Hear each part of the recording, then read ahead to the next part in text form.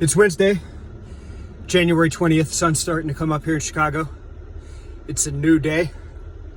It's also Inauguration Day. It's a big event for America. A sacred event, transition of power, taking place today at noon.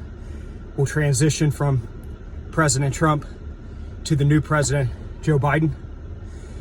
Markets ahead of that, seeing strength on the back of the strength we saw yesterday. So stock market trading higher.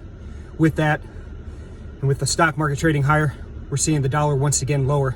Strength in the euro, strength in the pound, strength in the Aussie, as it's a move to risk on. So again, 12 noon today, Inauguration Day, transition of power. Could be a big day for the markets as well.